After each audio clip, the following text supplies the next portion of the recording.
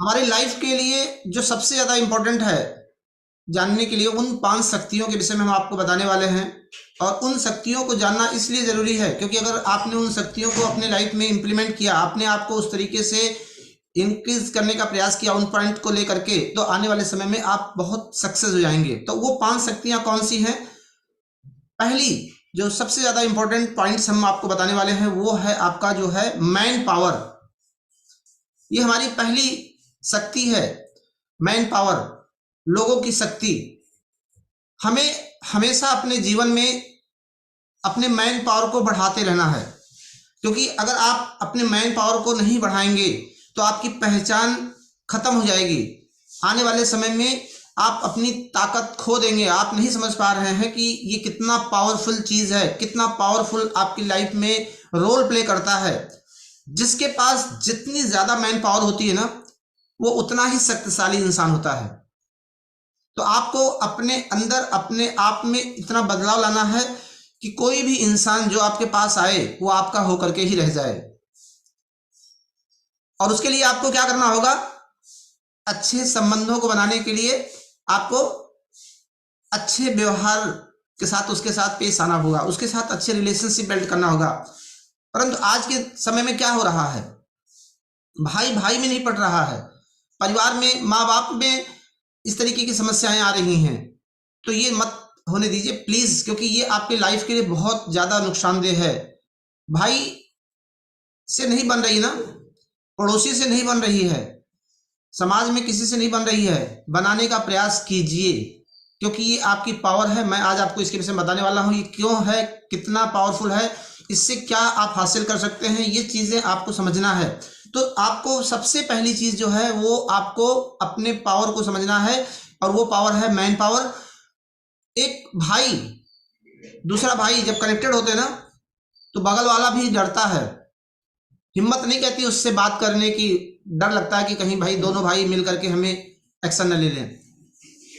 अगर 5 भाई है ना, और पांचों भाई आपस में मिल करके रहते हैं ना, मालूम है गांव का जो पंच होता है ना, वो पंच हो जाता है, ऐसा देखा गया है।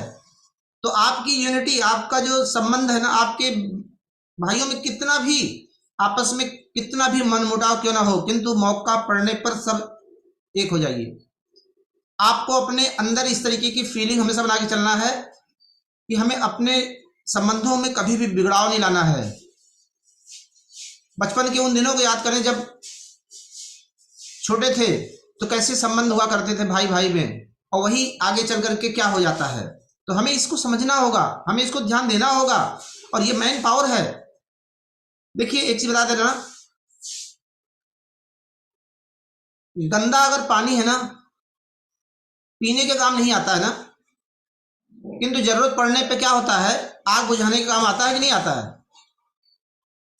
तो अगर आपका संबंध आपस में अच्छा रहेगा, तो आने वाले समय में वो संबंध जो है ना, वो आपको इस तरीके की सिचुएशन कभी क्रिएट होगी तो वो आपकी मदद करने के लिए जरूर तैयार हो जाएंगे।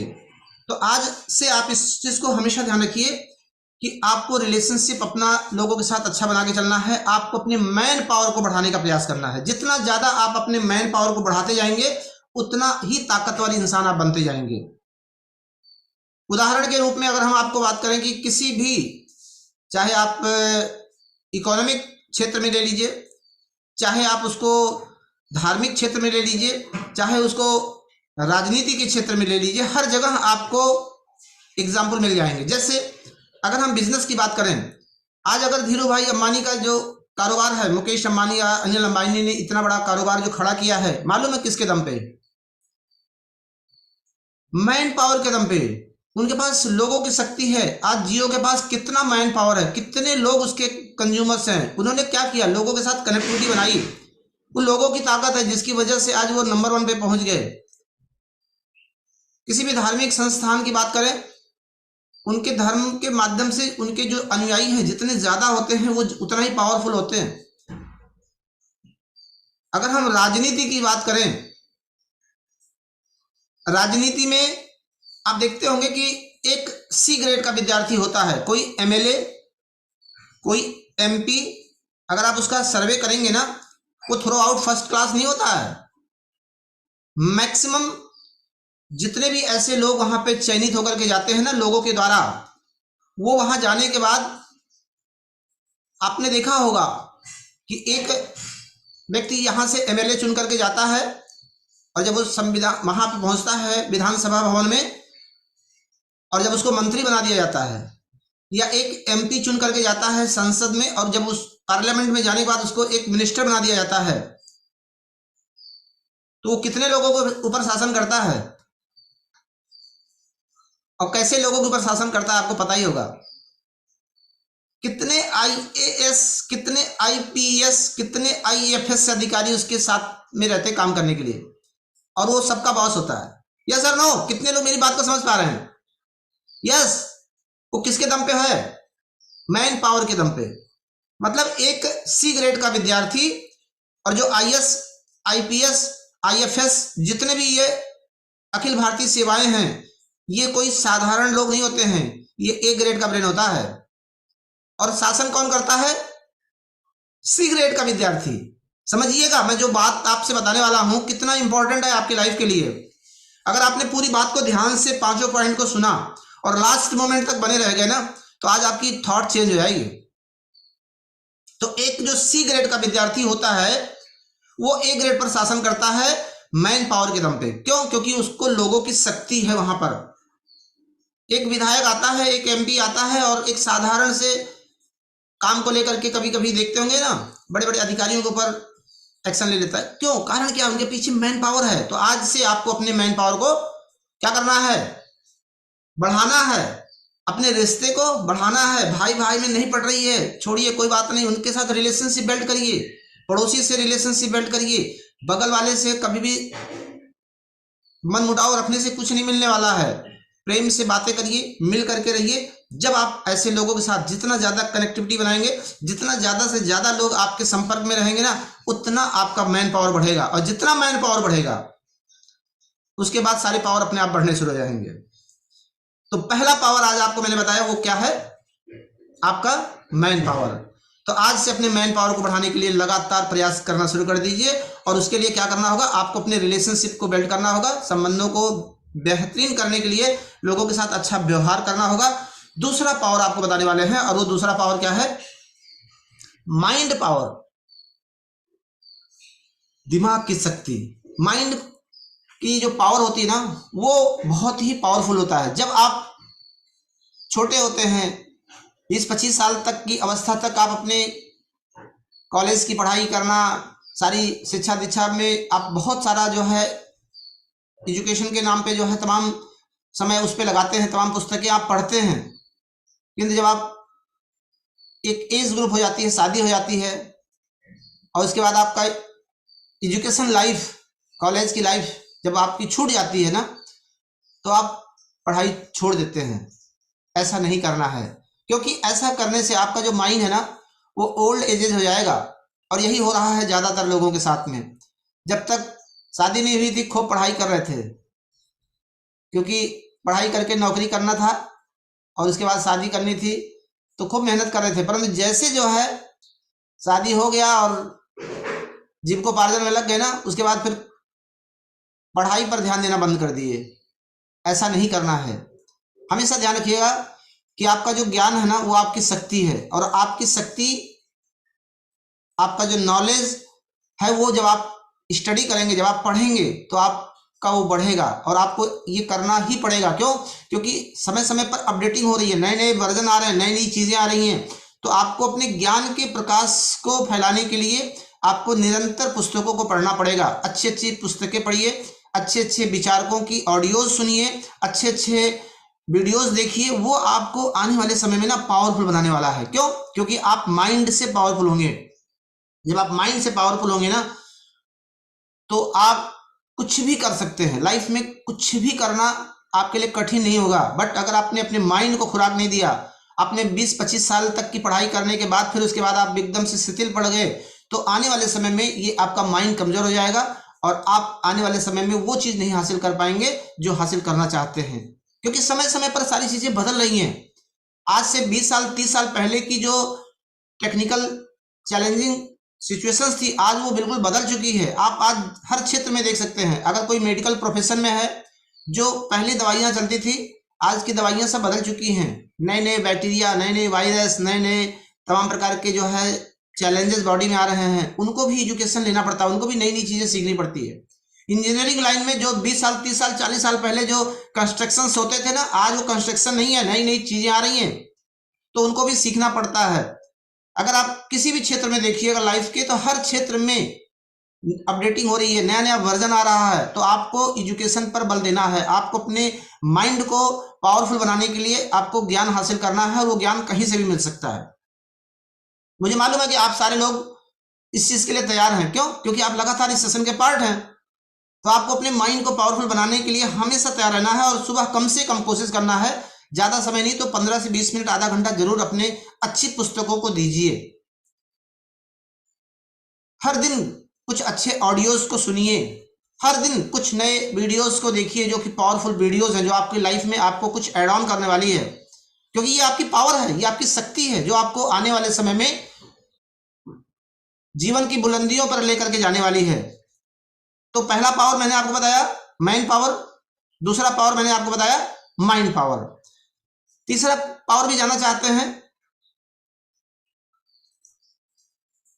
देखिए, जो लोग नोट्स बना रहे हैं ना, उनकी लाइफ में तो बहुत बड़ा बदलाव आएगा। क्यों? क्योंकि वो लोग अपने राइट ब्रेन और लेफ्ट ब्रेन दोनों को काम करने में लगा दिए हैं। क्योंकि आप जब सुनते हैं ना, तो सिर्फ एक ब्रेन काम करता है, किंतु जब आप लिखते हैं तो आपका लेफ्ट एंड राइट दोनों ब्रेन काम करता है, और वो ज़्यादा लंबे समय तक आपकी मेमोरी में फेड हो जाता है। तो आज से आप इसको नोट कर लीजिए, जब भी कभी कुछ अच्छी चीज़ें नजर आए ना, नोट डाउन करिए, एक डायरी बना लीजिए, हमेशा लिखते रहिए, हमेशा नोट्स बनाते रहिए। कभी भी आपका ये जो किया गया छोटा सा प्रयास है ना, आपको नुकसान नहीं देगा, आपको बहुत ज़्यादा ताकतवर बना देगा। तो आपको दूसरा पावर मैंने आपको बताया, वो है आपका माइंड पावर। तीसरा पावर मैनेजमेंट पावर, प्रबंधन की शक्ति, बहुत जरूरी है। अगर आपको लाइफ मैनेजमेंट आ गया, अगर आपको टाइम मैनेजमेंट आ गया, अगर आपको मनी मैनेजमेंट आ गया, ऐसे बहुत सारे मैनेजमेंट है जिसको आप अगर आ गया ना, तो आपकी लाइफ में आपको आगे बढ़ने से कहीं नहीं कोई नहीं रोक पाएगा। किंतु ज्यादातर लोगों को ये प्रबंधन की शक्ति का ज्ञान नहीं है, और ज्यादातर लोग क्योंकि प्रबंधन की शक्ति को नहीं जानते हैं, इसलिए अपने टाइम को सही तरीके से लगा नहीं पाते हैं, क्योंकि टाइम मैनेजमेंट उनको नहीं आता है। उनको नहीं पता है कि हमें अगर कल कोई काम करना है तो उसको अगर अपनी डायरी में आज नोट कर लेंगे तो कल हम उसको कर सकते हैं। अगर उनको टाइमिंग का ध्यान नहीं रहेगा, पता चला कि टाइम पे वो स्टेशन पे नहीं पहुंचेंगे, गाड़ी छूट जाएगी, क्योंकि टाइम मैनेजमेंट नहीं है उनके पास।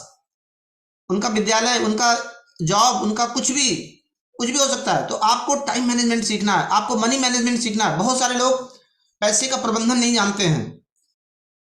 हम लोगों को सिखाते हैं यहाँ पर कि अगर आप एक चुंबकीय पात्र बना लीजिए और डेली उसमें कुछ पैसा डालते रहिए, डेली चाहे 2 रुपया डालिए, 5 रुपया डालिए, 10 रुपया डालिए, परंतु डालिए जो आपकी सामर्थ्य हो।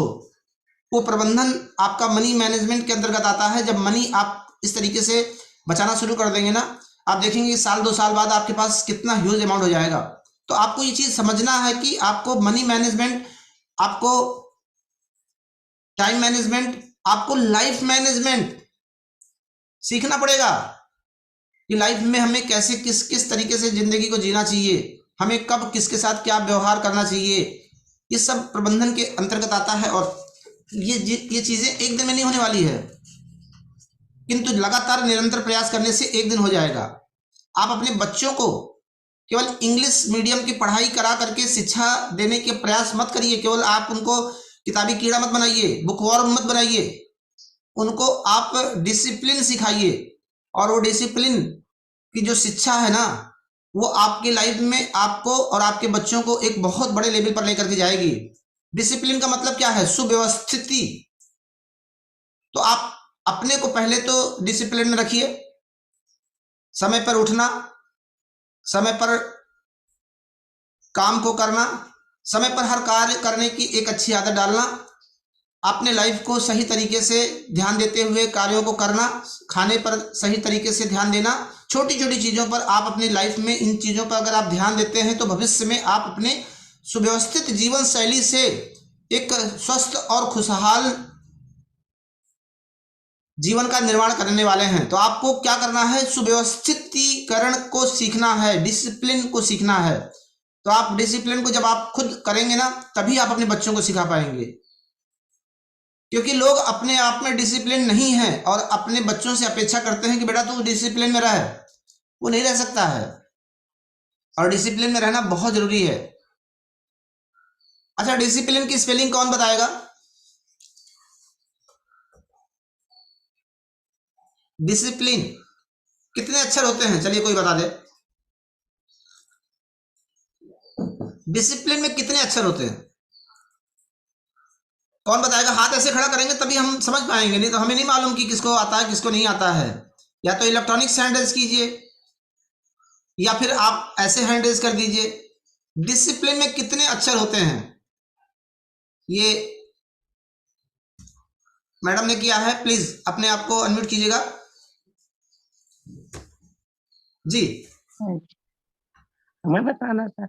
हाँ बताइए, आपने हाथ ऐसे खड़ा किया है तो बताइए अगर आपको जानकारी है डिसिप्लिन में। How many words in discipline? DIESAPLAN।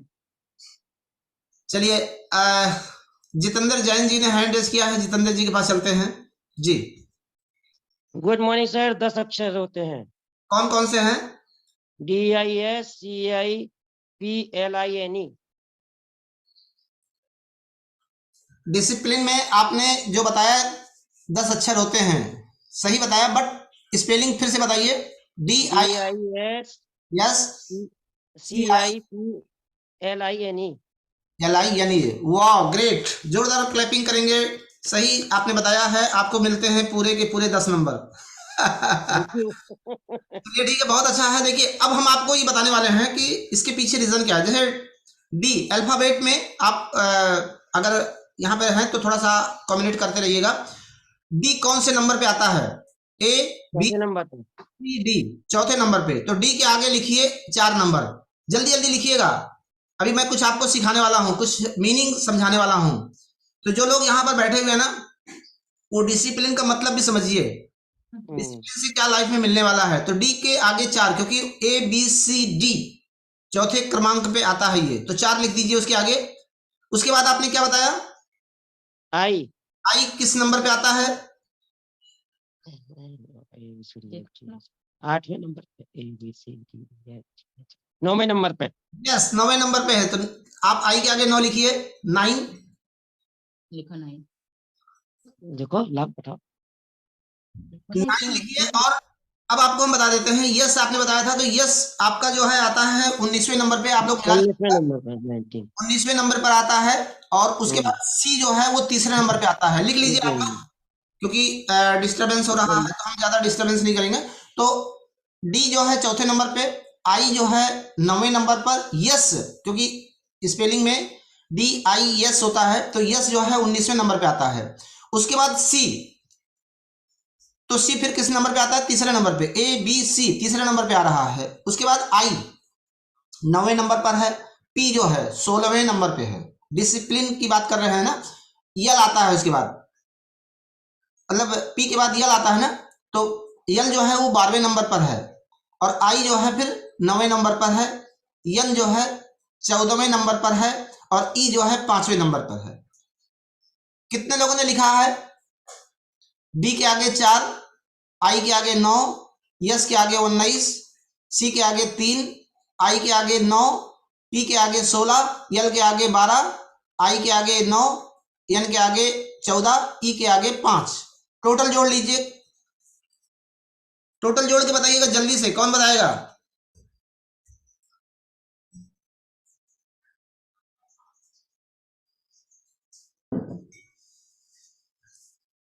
जोड़ करके जल्दी से बताइएगा, कौन बताएगा? अपना हैंड रेज करेंगे, हम उनको अनम्यूट करने वाले हैं। या तो चैट बॉक्स में लिख दीजिए तब भी चलेगा, या तो हैंड रेज कर दीजिए। जल्दी से जो जल्दी से जोड़ करके बताएगा। मैथमेटिक्स थोड़ा सा चेक कर रहे हैं ना आप लोगों की कितनी मजबूत है। आप लोग सोच रहे होंगे क्या एग्जाम ले रहे हैं। वाह ग्रेट। अर्चना श्रीवास्तव जी ने लिखा है 100, बिल्कुल सही जवाब दिया है। अर्चना जी के लिए जबरदस्त क्लैपिंग करेंगे। आप कैलकुलेट कर लीजिएगा कोई दिक्कत नहीं है, जो भी कैलकुलेट करना चाहते हैं कैलकुलेट कर लीजिएगा। यानी कि डिसिप्लिन में अगर आप रहेंगे ना तो आप 100% सफल होंगे। इसको बताने का एक ही रीजन था मेरा कि आपको मैं डिसिप्लिन से ये बताना चाहता हूं कि आप 100% सफल होंगे अगर आपने डिसिप्लिन को अपनी लाइफ का पार्ट बनाया तो। कितने लोग मेरी बात को समझ पा रहे हैं? तो पहला पावर आपको मैंने बताया मैन पावर, दूसरा पावर मैंने बताया माइंड पावर, तीसरा पावर मैंने बताया मैनेजमेंट पावर। अब आगे हम बढ़ते हैं, वो है आपका जो चौथा पावर है वो है मनी पावर, क्योंकि बिना मनी के तो कुछ होने वाला नहीं है। यस और नो? कौन समझ पा रहा है मेरी बात को? तो मनी पावर बहुत ज्यादा जरूरी है।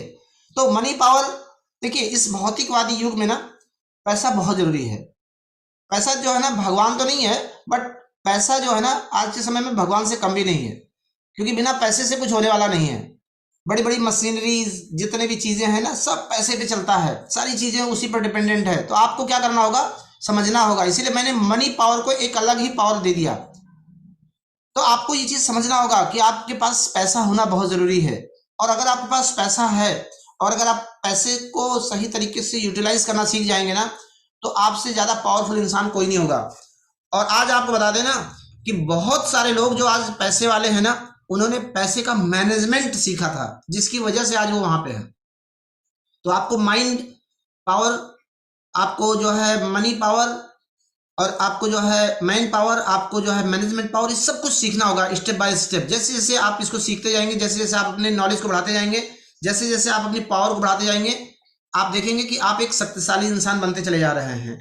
तो आज से आपको क्या करना है, अपने माइंड में ये भी रखना है कि हमको मनी पर भी फोकस करना है।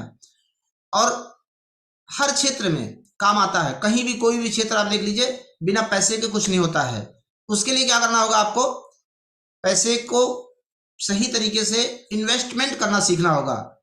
खर्च करना नहीं सीखना होगा, बल्कि पैसे को कैसे इन्वेस्टमेंट किया जाता है, पैसे को हम कहाँ इन्वेस्ट करें जहां से पैसा हमारा रिटर्निंग होकर के हमारे पास आए, जहां से हमें पैसे से पैसा निकले। तो आपको ये चीज सीखना होगा। और आपको मैंने एक चीज बताया कि चुंबकीय पात्र बनाना होगा लाइफ में। अगर आपने एक पात्र ऐसा बना दिया जिसमें आप डेली पैसा डालें, डेली, कभी कभी नहीं। ऐसा नहीं कि आज आपके पास 1000 रुपया हुआ तो आप 1000 रुपया डाल दिए और कल को 1 भी रुपया नहीं डाले। नहीं, आप 2 रुपया डालिए, 5 रुपया डालिए, 100 रुपया डालिए, 50 रुपया डालिए, 500 डालिए। एक नियम बना लीजिए, क्योंकि जब आपके पास वो पात्र रहेगा ना और डेली उसमें आप पैसा डालेंगे तो वो आपके पास पैसे का एक बहुत बड़ा अमाउंट क्रिएट हो जाएगा एक दिन। तो आपको ये जो मनी पावर है ना इसको बढ़ाने का मैं एक टेक्निक आपको यही बता रहा हूं कि आप अपने घर में एक चुंबकीय पात्र बनाइए, और उस पैसे को फिर भविष्य में आप चाहे कहीं भी इन्वेस्टमेंट कर सकते हैं, कुछ भी कर सकते हैं। वो डिपेंड करता है आपके ऊपर कि उस पैसे को आप कहाँ लगाना चाहते हैं। बट उस पैसे को ऐसी जगह लगाइए जहां से आपका पैसा आपको पैसा रिटर्निंग करके दे। तो आज चौथा पॉइंट मैंने आपको ये बताया। अब पांचवा पॉइंट आपको बताने वाले हैं, वो है मॉरल पावर। क्योंकि मॉरल पावर भी जो है ना बहुत ही पावरफुल होता है। अगर आप नैतिकता की शक्ति को नहीं जानते हैं ना तो आप कमजोर हो जाएंगे। रावण के पास बहुत शक्ति थी, आपको पता ही है ना कितना ताकतवर इंसान था वो। जैसा कि हमारे धर्म ग्रंथों में लिखा गया है कि रावण के पास अथाह शक्ति थी, परंतु फिर भी वो राम से हार गए। क्यों मालूम है? एक शक्ति उनके पास नहीं थी, और वो था मॉरल पावर। नैतिकता की शक्ति का अभाव था, जिसकी वजह से वो हारे, और कोई हराने वाला उनको नहीं था। किंतु उनके अंदर नैतिकता की कमी थी। कहीं ना कहीं राम के पास वो पावर थी, नैतिकता की पावर थी, जिसकी वजह से वो जीत गए।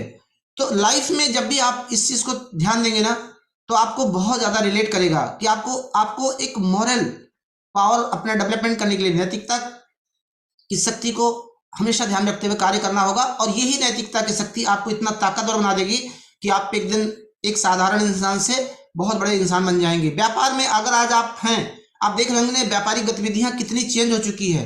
आज से 20 साल पहले, 15 साल पहले आपको मॉल दिखाई पड़ता था? नहीं दिखाई पड़ता था ना। बट आज क्या है, बड़े बड़े मॉल खुल गए हैं, छोटे छोटे शहरों में भी बड़े बड़े मॉल खुल गए हैं। यस और नो? और मॉल में आप जाइए, वहां पे जरा आप बात करके देखिए कि ये 499 का है, इसको जो है आप 98 में दे दीजिए तो नहीं देगा। मॉल ने हमको सिखाया कि आपको बार्गेनिंग नहीं करनी है, सौदेबाजी नहीं करनी है। अभी अगर आप वहां पे जाएं और वो वहां पे आप कुछ भी करना चाहें तो वो आपको कुछ भी नहीं करेंगे। जितना आया, अगर वो 4,367 आया तो 4,365 नहीं लेंगे वो, यस और नो, वो आपसे 67 लेंगे और आपको देना पड़ेगा। किंतु जैसे आप मॉल से बाहर निकलते हैं बाहर की दुनिया में, तब क्या होता है, सौदेबाजी शुरू हो जाती है।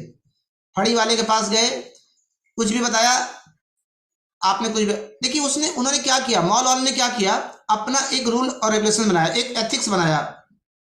किंतु जो फड़ी वाला है उसके पास कोई अपना एथिक्स है ही नहीं, इसीलिए लोग उसके साथ बार्गेनिंग करते हैं। तो अगर आप अपने एक एथिक्स को बना करके, एक रूल और रेगुलेशंस को बना करके अपने जीवन में काम करेंगे ना, तो आपको सक्सेस होने से कोई नहीं रोक पाएगा। बट हमारा कोई एथिक्स है ही नहीं, हमारा कोई रूल और रेगुलेशंस है ही नहीं, हम किसी चीज़ को सीरियसली लेते ही नहीं है, हमारा कोई अपना ऐसा वो ही नहीं होता है कि हम कोई एथिक्स बना के काम करें कि नहीं हम इससे ऐसे करेंगे, ऐसे से ऐसे नहीं करने वाले हैं। तो हमें इस चीज़ को समझना होगा। और अच्छा, नैतिकता की ताकत को समझने के लिए आप लोगों ने एक बहुत पुरानी कहानी सुनी होगी। कौन सी कहानी? लकड़हारे वाली। सुनी है कि नहीं सुनी है? बहुत सारे लोगों ने सुनी होगी। अच्छा, जिन्होंने नहीं सुनी है उनको मैं सुना दूं, हाथ खड़ा करेंगे। यस, आप लोगों ने सुना होगा, बहुत बचपन से ये कहानी सुनाई पड़ी है कि एक लकड़हारा लकड़ी काट करके अपनी जीविकोपार्जन करता था। और वो क्या करता था कि रोज जाता था जंगल में, लकड़ी काटता था, ला करके जो है मार्केट में उसको बेच करके, और उससे जो पैसा उसको मिलता था उससे अपनी जीविकोपार्जन रोज करता था। किंतु एक दिन जब वो किसी पेड़ पर चढ़ करके लकड़ी काट रहा था ना, और वो पेड़ कहाँ था, जंगल में जहां पे नदी था उसी के किनारे पे था। अब वो पेड़ पे चढ़ा हुआ था, लकड़ी जैसे रोज काटता था वैसे ही लकड़ी काट रहा था। काटते काटते उसकी कुल्हाड़ी उसके हाथ से छूट गई झटके से, और जैसे हाथ से कुल्हाड़ी छूटी, बगल में नदी थी, नदी में जाके गिर पड़ी। अब वो व्यक्ति बहुत परेशान हो गया कि कैसे मेरा जीविकोपार्जन होगा, कैसे मेरा खर्चा चलेगा, लकड़ी मैं कैसे काटूंगा, कैसे मैं अपने बच्चों का पेट पालूंगा। अब वो नीचे आता है और बैठ करके रोने लग जाता है। तो एक भगवान जो है ना, भेषधारी, मतलब एक सामान्य इंसान का रूप लेकर के आते हैं और उससे पूछते हैं भाई क्या हुआ। अब उसके अंदर नैतिकता की ताकत थी, उसने कहा कि मेरे साथ ऐसा ऐसा हुआ। भगवान जाते हैं, मतलब वो इंसान जाता है जब अंदर से और निकाल करके लेकर के आता है सोने की एक चमचमाती कुल्हाड़ी। सुना है कि नहीं सुना है? और उस कुल्हाड़ी को जब देने का प्रयास करते हैं तो वो व्यक्ति क्या कहता है, नहीं नहीं नहीं, ये कुल्हाड़ी मेरी नहीं है। भगवान बहुत खुश होते हैं कि देखिए कितना ईमानदार इंसान है, कितना नैतिक इंसान है, इसके अंदर कितना मतलब मॉरलिटी है। फिर वो जाते हैं, फिर चांदी की कुल्हाड़ी लेकर के आते हैं, उसको भी कहता है सर ये मेरा नहीं है, ये मेरा नहीं है, मेरा नहीं है ये। अब उसके बाद वो फिर तीसरी बार जाते हैं और उसकी रियल में कुल्हाड़ी लेकर के आते हैं। और जब तीसरी बार लोहे की कुल्हाड़ी लेकर के आते हैं ना, वो उसको पाता बहुत खुश हो जाता है, हाँ महाराज यही मेरी कुल्हाड़ी है, बहुत बहुत धन्यवाद, मतलब आपने बहुत अच्छा किया, नहीं तो मेरा तो जीविकोपार्जन होना मुश्किल था, नदी में मुझे तैरना नहीं आता था, मैं कैसे इस कुल्हाड़ी को निकाल पाता, मैं तो बहुत परेशान हो जाता, मेरे बच्चे भूखे मरने जाते, मैं बहुत आपका कृतज्ञ हूँ। मतलब जो भी कुछ कहना था किया। अब भगवान जाने लगे, मतलब वो इंसान वहां से निकलने लगे, तो भगवान का रूप, भगवान इंसान के रूप में आए थे, तो उन्होंने क्या किया, उनको जो है इतना सीधा था, उनको कहा कि तुम्हारी जो भी वो है उससे मैं बहुत खुश हूँ, मुझे कुल्हाड़ी की क्या जरूरत है, मुझे तो कुल्हाड़ी की जरूरत है नहीं, मुझे पेड़ और काटना नहीं रहता है, तो तुम इन तीनों कुल्हाड़ी को रख लो। और वो बहुत खुशी से रख लेता है कि भाई जब ऐसी बात है दे रहे हैं तो चलो रख लेते हैं, चला जाता है। अब वो लकड़हारा अपने घर जाता है और घर पे जाकर के अपनी पत्नी को बताता है। अब पत्नी तो जानते ना कितनी माइंडेड होती है, आते ही जैसे उन्होंने बताया, उसको ये खुशी नहीं हुई कि सोने की कुल्हाड़ी और चांदी की कुल्हाड़ी मिली है। कहे अरे मूर्ख, भगवान मिल गए थे तुम्हें, तुम तो समझ ही नहीं पाए, वो तो कोई साधारण इंसान थोड़ी ना था। कहे अब जो भी रहा होगा मुझे ये मिला, मैं लेके चला आया हूँ, बस जल्दी से पानी वानी पिलाओ। उनका नहीं नहीं मैं पानी नहीं पिलाऊंगी, उनका नहीं नहीं पानी पिलाओ भाई, मैं बहुत प्यासा हूँ, देखो ये सब। उनका देखो एक शर्त है, कल मुझे साथ में लेकर के चलोगे बस, और मैं तुम्हारे साथ चलूंगी, और जैसा तुमने किया ना वैसे ही मैं भी तुम्हारे साथ रहूंगी, और तुम करना, बाकी मैं बताऊंगी क्या करना है। अब वो व्यक्ति क्या करता, मजबूर था भाई, आपको पता ही है ये बेचारे होते हैं ना शादीशुदा लोग, मजबूर होते हैं, क्या करें, मानना पड़ता है। मानने के लिए मजबूर हो गया बेचारा, क्या करता, नहीं तो खाना नहीं मिलने वाला था, पानी नहीं मिलने वाला था। अब उस बेचारे के बेचारगी का फायदा उठाया, दूसरे दिन वो भी तैयार होकर के सुबह दिन में जैसे भी वो जाते हैं वैसे साथ में गई, सेम कंडीशन, उसी पेड़ पे चढ़े, ऊपर लकड़ी काट रहे हैं और उससे कहा था कि कुल्हाड़ी जो है ना छोड़ देना, परंतु उसने छोड़ा नहीं, वो काटता रहा। अब ये महिला बहुत परेशान थी, करे तो क्या करे, कैसे भगवान को बुलाए, कैसे क्या करें, तो वो परेशान थी, नदी किनारे मुंह धुलने गई, तब तक उसका पैर फिसल गया। अब वो पैर फिसला तो चिल्लाने लगी। अब वो बेचारा जो है ऊपर से जल्दी जल्दी कूद करके नीचे आया, कुल्हाड़ी फेंका नहीं तब भी, क्योंकि वो तो ईमानदार इंसान था, उसको ऐसा करना पसंद ही नहीं था। नीचे आया, उसको बहुत वो हुआ, अब क्या कहते हैं, कैसे बचाएं, वो चिल्ला रही है और अंत में वो पानी में चली गई।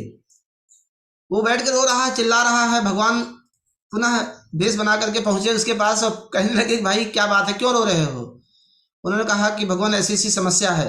उनका क्या समस्या है, देखिए आप लोगों ने कुल्हाड़ी तक की कहानी सुनी होगी, कहानी का मोड़ मैंने अपने तरीके से आपको हंसाने के लिए, समझाने के लिए, सिखाने के लिए कुछ उसमें क्लूज डाले हैं, उसको मैं बताने के लिए कर रहा हूं, आप लोग इसको कहीं अन्यथा मत लीजिएगा। अब उसने क्या किया कि जब रोने की आवाज भगवान ने सुनी तो आए और उसके बाद उसकी रक्षा करने के लिए सोचे, कहे बताइए क्या बात है। उनका भगवान ऐसी ऐसी बात है, मेरी पत्नी मेरे साथ आई थी और ये मुंह धुलने के लिए गई थी, नदी में इसका पैर फिसल गया, ये डूब गई है, भगवान मैं क्या करूं, मैं कैसे अपने क्या करूं, बहुत रोने लगा, परेशान हो गया। भगवान ने कहा चिंता मत करो, मैं जा रहा हूं, अभी ढूंढ करके ले आता हूं। वो अंदर गए और एक खूबसूरत महिला को लेकर के आए, ऐश्वर्या राय को। भाई विश्व सुंदरी है तो इसलिए हम उसी का नाम ले ले रहे हैं, समझने में आ जाएगा आसानी। अब वो जैसे लेकर के आते हैं ना तो भगवान उनसे पूछते हैं ये बताओ कि क्या यही तुम्हारी पत्नी है। अब वो सोचता है क्या जवाब दें, कहा हाँ भगवान यही मेरी पत्नी है। अब जैसे कहा यही मेरी पत्नी है, भगवान का एंटीना खड़ा हो गया कि ये कल तक तो बड़ा ही ईमानदार और बहुत ही नैतिक वाला था, ये आज क्या हो गया इसको, ये दूसरे की पत्नी को अपनी पत्नी बता रहा है। उनका देख लो ध्यान से, उनका नहीं नहीं भगवान यही मेरी पत्नी है। भगवान को थोड़ा सा अंदर से क्रोध भी आ रहा था। वो इंसान उनके पैर पड़ गया भगवान के, कहा भगवान मैं आपको पहचान गया हूं, आप भगवान है, कोई साधारण इंसान नहीं है।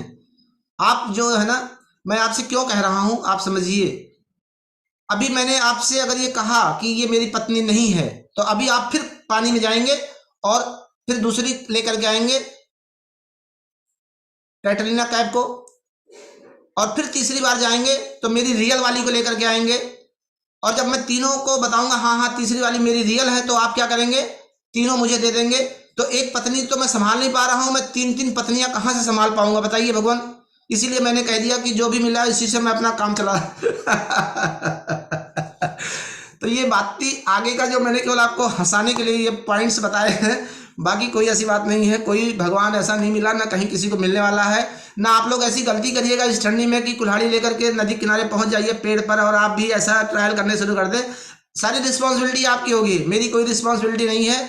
मैं तो केवल आपको एक नैतिकता के विषय में थोड़ा सा मूल बिंदु समझा रहा था कि अगर आप एक नैतिक व्यक्ति रहे तो भगवान भी आपके सामने आएंगे और आपके उस ईमानदारी का प्रतिफल आपको सोने के कुल्हाड़ी के रूप में दे करके जाएंगे।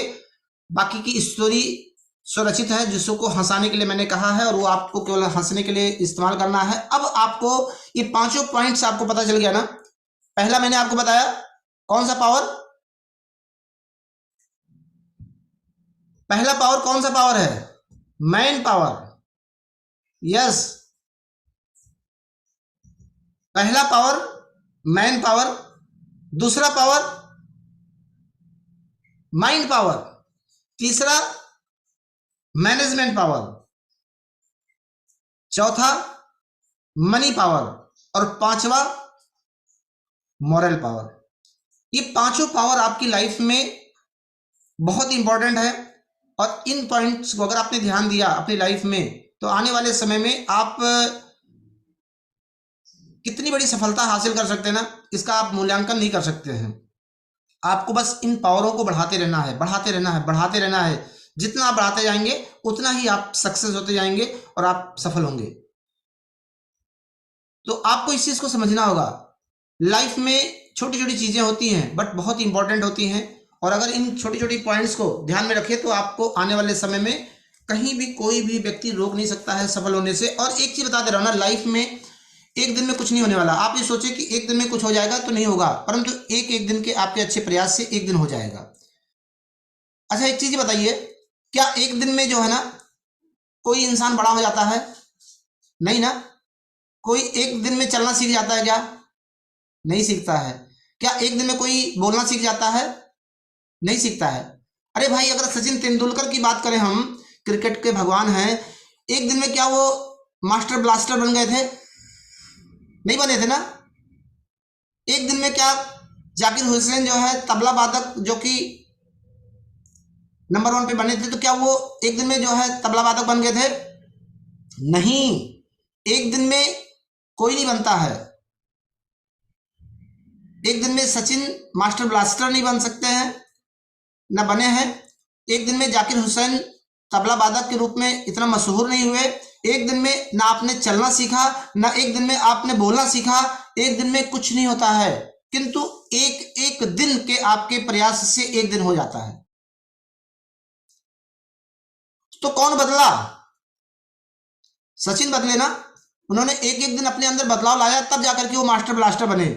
एक दिन केवल तबला बजाने से जो है जाकिर हुसैन नहीं बदले, एक एक दिन अपने को बदलते गए, तब जाकर के वो इस लेवल पर पहुंचे। तो कौन बदला? जाकिर हुसैन बदले। आप एक दिन में चलना नहीं सीखे, कौन बदला? आप बदले। आप बोलना नहीं सीखे, कौन बदला? आप बदले। तो लाइफ में आपको बदलना पड़ेगा, और आपको इन सारे पॉइंट्स को जो मैंने आपको बताया ना अपनी जिंदगी में उतारना पड़ेगा, तब जाकर के आप एक सफल व्यक्ति होंगे। और जीत आपको एक एक दिन के प्रयास से होगी। अभी मैच खेला जा रहा है, क्रिकेट मैच में लास्ट गेंद बची हुई है और 5 रन बनाना बाकी था। बैट्समैन टिका हुआ है, लास्ट बॉल है, 5 रन चाहिए जीतने के लिए। बॉलर ने बॉल फेंकी और इधर से क्या लगा? छक्का। मैच जीत गए। लास्ट बॉल से लास्ट बॉल में छक्का मारने से जीते। कितने लोग हाथ खड़ा करेंगे जीतने के लिए? नहीं। लास्ट गेंद से लास्ट छक्का लगाने से नहीं जीते। वो जो लगातार पिछला प्रयास उनका था ना, उस प्रयास से जीते। अगर वो नहीं किए होते तो लास्ट गेंद में नहीं जीत पाते। कहने का पर्पज आप समझिएगा कि जिंदगी के लास्ट गेंद में आप अगर जीतना चाहते हैं तो जीत सकते हैं, किंतु आपको हर दिन का ये गेंद जो है ना बहुत ही सावधानी के साथ खेलना पड़ेगा। आपको हर दिन को बहुत सावधानी के साथ जीना पड़ेगा, तब आप जिंदगी का सही खेल खेल पाएंगे और तभी आप जीत पाएंगे। तो मेरा आज आपको यही मैसेज है कि इन पॉइंट्स को जो मैंने आज आपको बताया है ना, इन 5 पॉइंट्स को अपनी जिंदगी का पार्ट बनाइए और लाइफ में उन बुलंदियों को हासिल करिए जो आज तक आपने नहीं किया है, और वो सारी चीजें आपकी लाइफ में होने वाली है अगर आपने इन 5 पॉइंट को स्टेप बाय स्टेप करके अपने जीवन में सही ढंग से उतारने का प्रयास किया। तो ये आप लोगों के लिए आज का मेरा सबसे बड़ा मैसेज है, और यही आपकी लाइफ को एक नई दिशा देने वाला है। तो लॉट ऑफ थैंक्स, आप सभी को बहुत बहुत धन्यवाद जो आपने ध्यान से सारी बात को सुना, समझा और आप आज से अपनी जिंदगी में उतारने वाले हैं। मुझे पूरा विश्वास है कि आप लोग आज से अपनी जिंदगी का पार्ट बनाने वाले हैं। Lot of thanks.